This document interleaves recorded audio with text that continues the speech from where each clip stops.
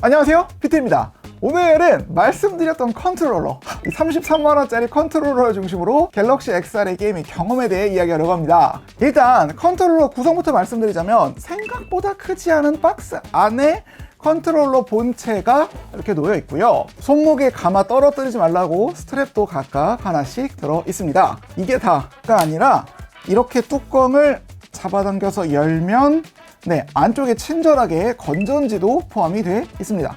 넘어가서 컨트롤러 외형을 보시면은 상당히 칙칙한 회색인데 이거는 나쁘지 않은 컬러 선택이에요. 밝은 색상의 컨트롤러를 오래 쓰다 보면은 손에 땀도 나고 해서 이게 때가 타는데 애당초 이런 색깔이면 티가 덜 날 테니까 말이죠. 그리고 전체적인 외형은 이쪽 업계의 표준이라 할 수 있는 퀘스트3의 터치 플러스 컨트롤러와 큰 차이가 없죠. 여기 보면 엄지손가락을 올려둘 수 있게 움푹 파여진 부분, 일부에서 이거 터치 패널로 오해하시던데 아니고요. 그냥 올려둘 수 있는 부분을 제외하면 ABXY 버튼 구조의 아날로그 썸스틱까지 똑같고요. 메타 버튼과 비슷하게 누르면 홈 화면이 나오는 런처 버튼, 그리고 반대편에는 앱의 메뉴가 나오게 하는 메뉴 버튼이 동일하게 자리 잡고 있습니다. 그리고 뒤집으면 여기 보이시는 것처럼 트리거랑 그립 버튼이 보이는데, 여기서 흥미로운 게 퀘스트3랑 비교하면 재질 마감 처리가 되게 다르죠. 퀘스트3는 전부 무광의 반면 이거는 본체는 무광에 트리거랑 그립 버튼은 유광 마감입니다. 이거는 솔직히 호불호가 갈릴 것 같고 저는 불호인 편이에요. 왜냐하면 퀘스트3의 경우 무광이 미끄러지지 말라고 추가적인 표면 처리가 되는데 이거는 그냥 미끈한 무광 그리고 미끈한 유광이라 이렇게 쉽게 미끄러질 수 있거든요. 따라서 꼭 스트랩을 착용하시면 좋겠고, 그리고 이 갤럭시 XR 쪽 컨트롤러가 아주 약간 더 무겁습니다. 무게 차이는 얼마 안 나는데 약간 더 위쪽이 무거운 듯해서 무게중심이 좀 다르고요. 건전지 교체 방식도 둘 다 AA 배터리 방식이긴 하지만 퀘스트와 비교하면 약간 차이가 있죠. 참고로 무게를 조금이라도 가볍게 하고 싶은 저 같은 분들이 있다면 여기 보이시는 것처럼 이렇게 리튬 건전지를, 이게 약간 더 진짜 가볍긴 한데 이 리튬 건전지를 추천을 드리고요. 그렇지 않다면 그냥 다이소제 건전지를 추천드립니다. 그리고 키감의 경우 갤럭시 XR 컨트롤러의 경우 더 힘을 줘서 여기 보인 이 메뉴 버튼을 눌러야 하고, 소리도 갤럭시 XR 컨트롤러 쪽이 좀 더 크게 나는데 이게 썩 만족스러운 듯한 느낌을 주지는 못합니다. 또한 트리거 버튼과 그립 버튼 역시 반발력이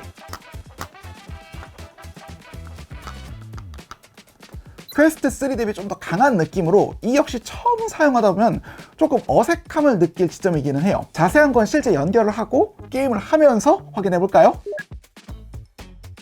근데 사실 연결 방법이 이렇게 거의 없긴 합니다. 그냥 설정해서 연결 들어가서 컨트롤러 연결하면 끝이에요. 추가적인 기능도 없는데 오히려 이건 더 문제에 가까운 상황이긴 하거든요. 이건 조금 이따가 말씀을 드리도록 하고 본격적으로 게임 이야기를 조금 재미있는 파트부터 해보도록 합시다. 잘 모르시는 분들이 말씀드리면은 이 XR 장비, VR 장비로 게임을 즐기는 방법은 크게 두 가지가 있습니다. 하나는 기기만 이용해서 게임을 즐기는 건데요. 안타깝게도 이런 게임들은 그래픽이 그닥 좋지를 못합니다. 여기에 달린 칩 성능이 그닥 좋은 편이 아니기 때문이죠. 그래서 나오는 방법이 크고 거대하지만 강력한 PC의 파워를 빌려와서 이 기기는 그저 모니터처럼 VR 환경을 비춰주는 용도로 활용하는 겁니다. 이런 걸 흔히 PC VR이라고 하는데 여기서 할 이야기들이 좀 많습니다. 그래서 이런 PC VR 하면 항상 나오는 게임이 또 프라이프 알릭스인데 이게 진짜 퀘스트3랑 느낌이 너무너무 다릅니다. 일단 이 중력 장갑의 디테일 좀 보세요. 이 트랜지스터랑 납땜 흔적이 진짜 정교하게 표현되어 있죠. 갤럭시 XR에는 퀘스트3보다 훨씬 높은 해상도의 디스플레이가 장착되어 있다 보니까 게임 내 모든 구성 요소가 진짜 엄청나게 선명해졌습니다. 그리고 여기에 쓰인 디스플레이가 LCD가 아니라 OLED잖아요. 그러다 보니까 검은 부분이 검게 보여요. 이게 무슨 이야기냐면 퀘스트3 같은 장비는 뒤쪽에 백라이트가 필요한 LCD를 디스플레이에 썼기 때문에 픽셀 단위로 화면을 끌 수 없고, 따라서 검은 부분이 그냥 까맣지가 않고 약간 흐릿한 회색처럼 보였거든요. 하지만 갤럭시 XR에 적용된 OLED는 화면의 픽셀 하나하나를 전부 껐다 켤 수 있기 때문에 화면의 검은 부분은 아예 소자 자체를 끄는 리얼 블랙이 가능합니다. 그래서 공간감이 훨씬 깊어지고요. 앞서 설명한 고해상도 디스플레이 특성과 결합하게 될 경우 같은 광원 효과라도 과장을 좀 보태면은 광질이 달라지는 듯한 개발자가 원래 표현하고자 했던 그 현실감의 영역이 극도로 올라가는 효과를 줍니다.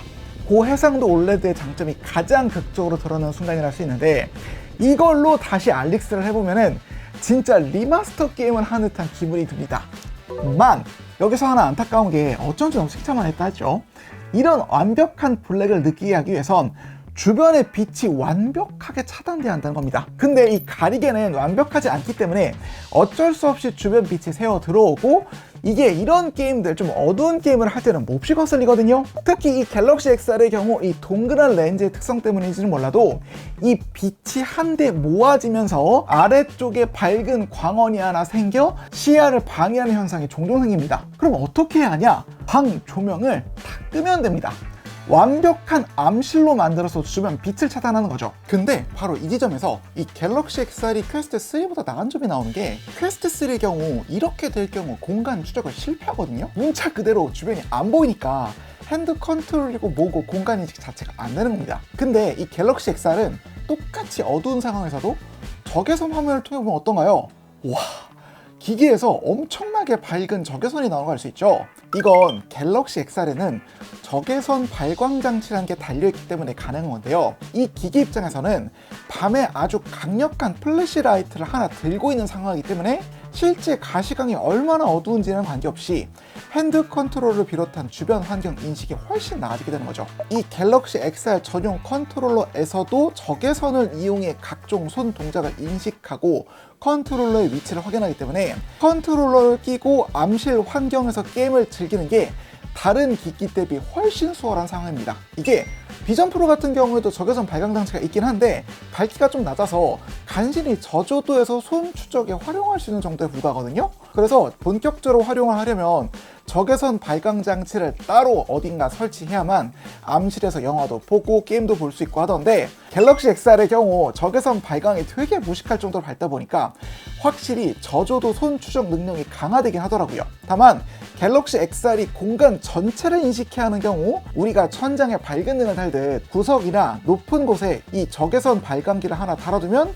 암실에서의 공간 인지에 훨씬 도움이 될 것 같긴 합니다. 넘어가서, 사실 PC VR 게임 이야기할 때마다 저 포함 다들 알릭스를 이야기하니까 대체 언제적 알릭스냐 이렇게 이야기하시는 분들도 계시긴 한데, 모드에 대해 이야기하시는 분들은 또 많이 없더라고요. 모드를 몇 개 즐기시다 보면 훨씬 다양한 플레이를 즐기실 수도 있으니까 하프라이프를 예전에 사뒀다면 이번에는 모드를 한번 깔아보시길 추천을 드리고, 이것 말고 게임을 추천을 드리자면 유로트럭 같은 게 있을 것 같기도 하고 플라이트 시뮬레이터 같은 게 있기도 하고, VR 유저분들께서 댓글을 남겨주시면 좋겠습니다.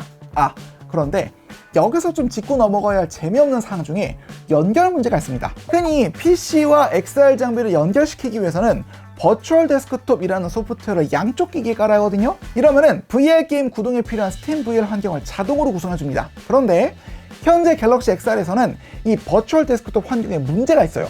가장 기본적으로는 컨트롤러의 진동 쪽 반응이 느립니다. 더 길고 약간 느리게 진동이 발생해서 게임을 할 때 조금 불편한 감정이 들게 합니다. 대안으로 갤럭시 XR의 자체 기능 중에 여기 빠른 설정창에 들어가 보시면은 게임 링크라는 기능 보이시죠?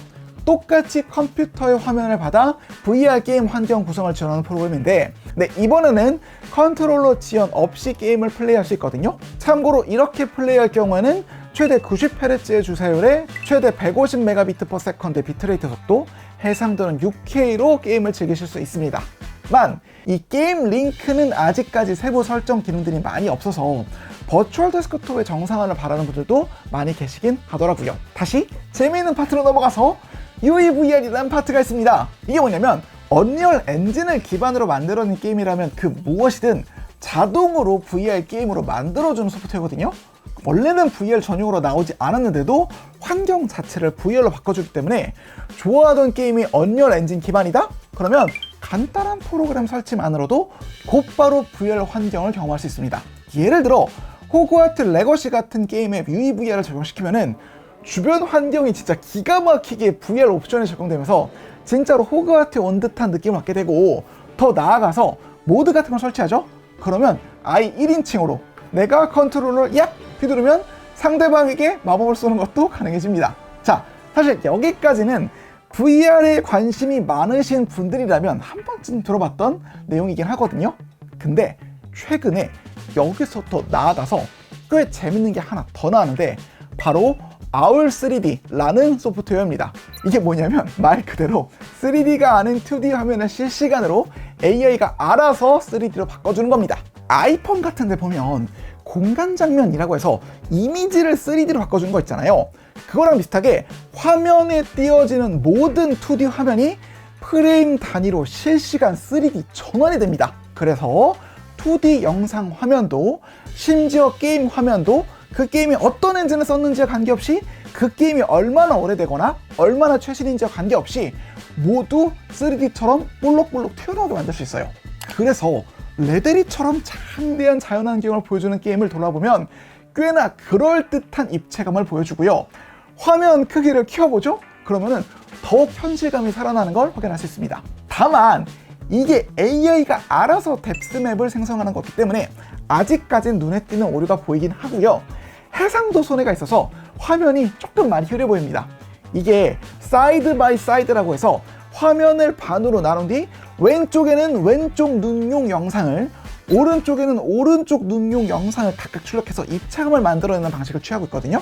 문제는 이 과정에서 한 화면을 두 영상이 나눠 쓰기 때문에 각 눈에 들어가는 영상의 해상도는 가로를 기준으로 절반으로 줄어들게 됩니다. 그래서 입체감은 뛰어난데 일반 2D 영상보다 선명도가 떨어져 보이는 결과물이 탄생하게 되는 거죠. 또한 마지막으로 AI가 화면을 인식하고 뎁스맵을 사용하는 과정에서도 GPU를 끌어다 쓰기 때문에 요구 사양이 진짜 무지막지하게 높고 아직까지는 엔비디아 그래픽 카드만 가능하다는 단점도 있습니다. 하지만 그래도 게임을 돌릴 경우 그 입체감의 맛이 살아있는 경우가 좀 많아서요. 한 번쯤은 깔아서 테스트를 해보시길 권유드립니다. 갤럭시 XR이 자랑하는 기능 중에 제미나이의 화면을 공유해서 게임을 하던 기능 있잖아요. 이게 본격적으로 게임과 함께 할 때면 꽤 그럴듯합니다. 지금 여기 뭐라고 써 있는 거야? 지금 이게 어느 나라 언어야? 저 텍스트는 러시아어예요. 머르스카야 르바라고 쓰여 있고 영어로는 sea fish라는 뜻이에요. 그런데 정작 이 컨트롤러는 갤럭시 XR의 우수한 AI 기능을 활용하기에 부적합한 사용성을 많이 보여주겠습니다. 일단 서클 투 서치 기능이 컨트롤러를 들고 있는 상태에서는 안 먹혀요. 제품을 변경을 보면은 엄지와 검지를 맞대서 런치 버튼을 계속 꾹 누르고 있으면 서클 투 서치 기능이 활성화되고 그 다음에 알고 싶은 주변 사물을 동그라미 쳐서 뭐 안경 정보도 알아내고 이런 걸 시연했잖아요. 근데 컨트롤러를 끼고 있죠? 그러면 이 핀치 동작 자체를 인지를 못해요. 컨트롤러를 내려놔야만 런치 버튼이 활성화되고 그 이후에야 서클 투 서치 기능을 활용할 수 있습니다. 그러면 이 컨트롤러에는 런처 버튼이 달렸으니까 이거를 똑같이 꾹 누르면 신박하고 유용한 서클 투 서치 기능을 사용할 수 없습니다. 사실 이 정도는 되게 직관적인 기능이라 구현이 됐을 줄 알았는데 좀 안타깝더라고요. 그리고 제미나이를 호출하는 과정도 VR 게이밍을 하고 있는 과정에서는 좀 복잡한 느낌을 줍니다. 일단 단계 자체가 제미나이를 호출해서 화면 공유 버튼을 눌러 질문을 하고 질문이 끝났다면 다시 홈화면으로 돌아가서 제미나이를 꺼야 하잖아요. 매번 이렇게 한다? 야, 이거 생각보다 되게 귀찮습니다. 그냥 화면 공유 쭉 켜두고 있으면 안 되냐 싶겠지만은 현재로서는 화면 공유 기간이 길어질수록, 그러니까 하나에 대해 여러 입력이 쌓일수록 제미나이가 맥락을 놓치면 헛소리를 할 확률이 되게 높아지거든요. 그래서 필요할 때 제미나이를 호출하고 볼일이 끝나면 내보내는 방식으로 활용을 하고 싶은데 지금 보면 켜는 것도 복잡하고 끄는 것도 꽤 귀찮잖아요. 개인적인 생각이지만 컨트롤러를 사용할 경우에는 키 매핑 기능을 좀 사용해서 제미나이 기능을 좀 호출 기능 같은 걸 활용할 수 있게 해줘야 될 것 같은데 설정창에 컨트롤러 쪽을 확인해보죠? 그러면은 애당초 키 매핑 기능 자체가 없습니다. 심지어 엑스박스 컨트롤러 같은 거는 블루투스로 연결을 해도 입력 기기에 적용조차 안 돼 있어요. 애플 비전 프로만 하더라도 당연히 엑스박스나 플레이스테이션 컨트롤러 지원이 되고 게임별 키 매핑까지 지원하고 있는데 33만원짜리 전용 컨트롤러의 기능이 이렇다? 이건 약간 좀 의아한 부분이긴 합니다. 이거랑 연결돼 갖고 좀 우스갯소리를 몇 개 하자면 제가 이제 걱정되는 거는 좀 있으면은 비전 프로 후원 컨트롤러로 발표된 PSVR 컨트롤러의 정식 판매 가격이 공개되거든요. 이게 아직 안 나왔어요.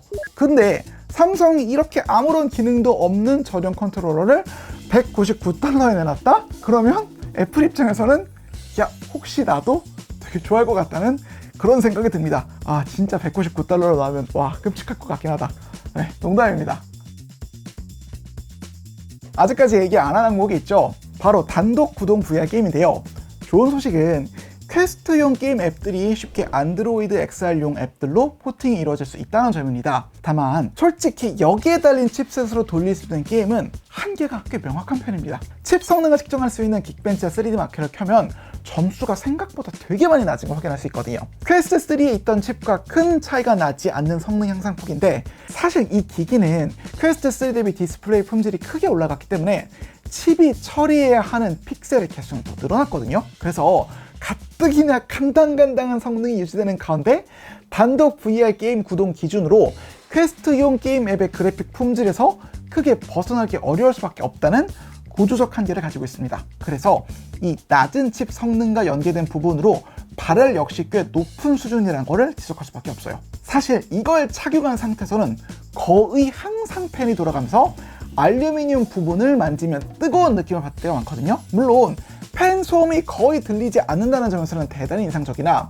이러한 팬 작동이 아쉬운 칩 성능에서 기인한다는 생각을 버리긴 어렵습니다. 이 장치는 전반적인 하드웨어 디자인은 삼성이, OS는 구글이, 칩은 퀄컴이 만든 일종의 조별과제 제품이라 할 수 있는데요. 이 중에서 솔직히 가장 큰 구멍은 퀄컴의 프로세서가 아닌가 하는 생각이 들더라고요. 자, 그럼 이 제품의 의의가 뭐냐? 일단 안드로이드 XR 장치의 레퍼런스 하드웨어가 나왔다는 게 중요합니다. 지금까지 VR XR 하드웨어 가지고 있던 구조적 문제점이 범용 OS가 없다는 점이었거든요. 메타의 경우 발전된 OS를 가지고 있었지만 메타 제품을 쓸 수 있었고, 애플이야 말할 것도 없었죠. 그래서 이 XR 분야는 소프트웨어 개발 능력과 플랫폼에 돈을 일정 기간 쏟아부을 각오가 있는 쪽만 접근이 가능했던 항목이에요. 당연히 나오는 제품이 한정적이고 가격은 비싸고 기술 발전은 느렸으며, 퀄컴처럼 칩을 공급하는 입장에서는 큰 돈이 되지 못하는 그런 계륵 같은 시장이었어요. 그런 상황에서 나온 이 갤럭시 XR은 이 업계에 새로운 기회가 될 수 있다는 생각이 듭니다. 이건 AR 시대의 레퍼런스 XR 기기로서의 시작점을 보여준 기기라 할 수 있으니까요. 이 제품을 기점으로 더 다양한 제품들, 특히 XR 분야에 대한 많은 기업들의 도전이 이뤄지며 강력한 경쟁이 이뤄지는 시작점이 되기를 한번 바라보며 영상 마쳐봅니다. 끝! 그 전에 컨트롤러 개선 좀 해주세요. 아니면 호환이라도 시켜주던가. 키맵핑 기능이 없다는 게 말이 됩니까 지금? 야이